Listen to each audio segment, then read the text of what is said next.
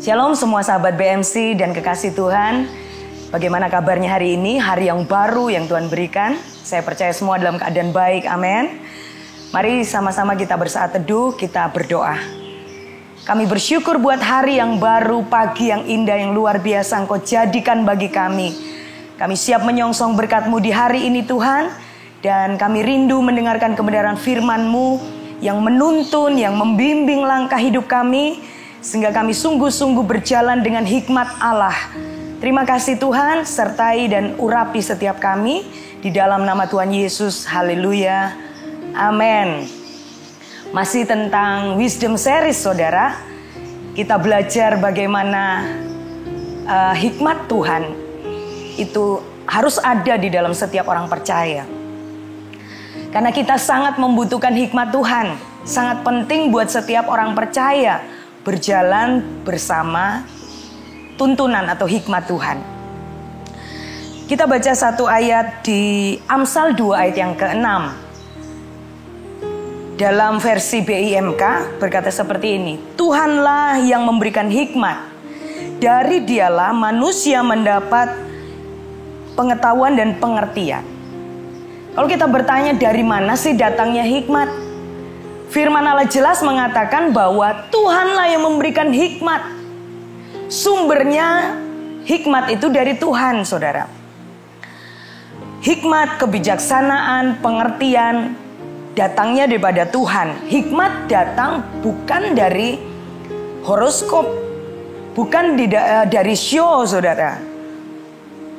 Bukan dari kamus perbintangan. Hikmat Tuhan bukan berasal dari datang lewat semedi, ya saudara, dari kuasa gelap dan lain sebagainya. Tetapi hikmat Tuhan betul-betul berasal dari Tuhan.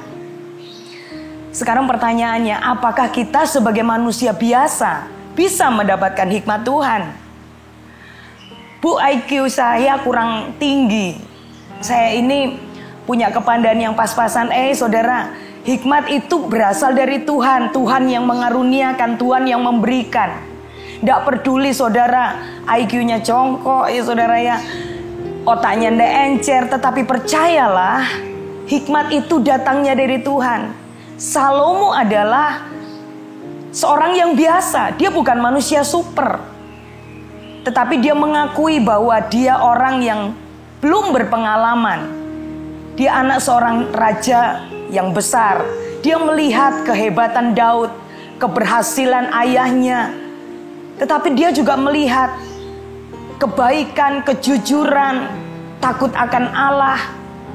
Semua yang dialami oleh Daud itu berasal dari hikmat Allah. Sebab itu Salomo betul-betul minta kepada Allah hikmat. Karena Allah itu adalah sumber dari segala hikmat. Saudara, bagaimana kita meminta hikmat daripada Tuhan? Di kitab Yakobus 1 ayat 5-8 berkata seperti ini.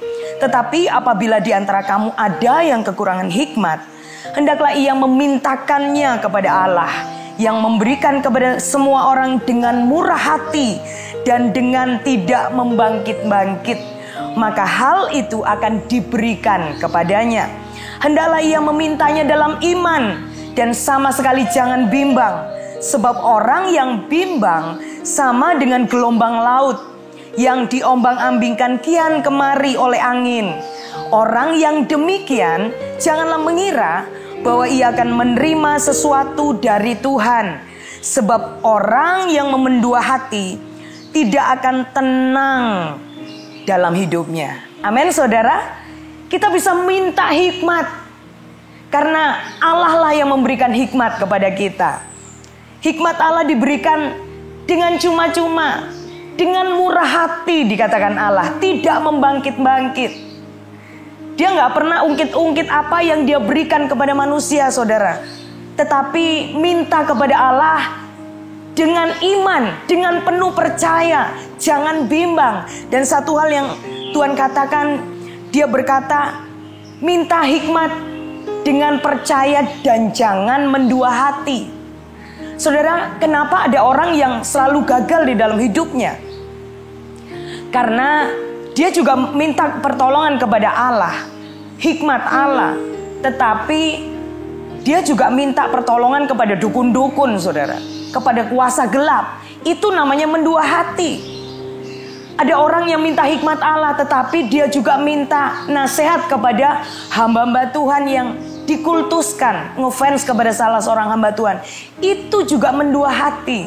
Dan dikatakan Tuhan, orang yang mendua hati tidak akan tenang di dalam hidupnya, tidak akan menerima sesuatu dari Allah.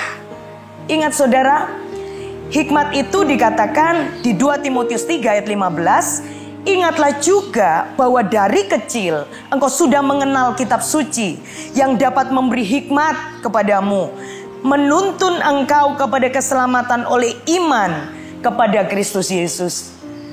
Alkitab itu sumber hikmat. Kita nggak usah ribet gimana sih caranya cari hikmat. Saudara, dikatakan Alkitab dapat memberikan hikmat kepada kita.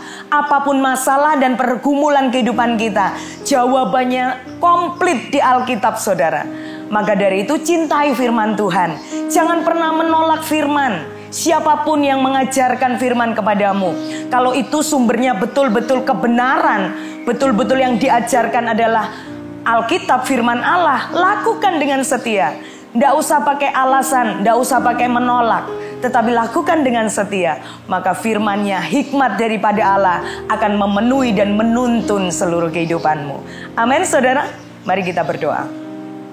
Kami sungguh mengucap syukur pada pagi hari ini Tuhan, karena kami mendapat pengertian yang baru.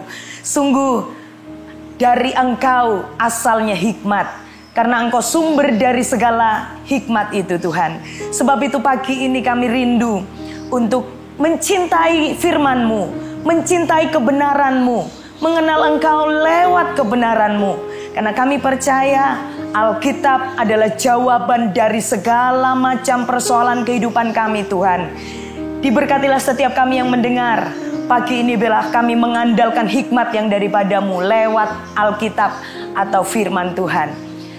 Kiranya berkat daripada Allah Bapa, Allah Putra dan Allah Roh Kudus, berkat yang sama yang pernah dicurahkan si Abraham, Ishak sampai dengan Israel, mengalir dalam kehidupan kami mulai hari ini bahkan sampai selama-lama. Yang diberkati dan mengasihi Tuhan, bersama-sama katakan amin. Tuhan memberkati.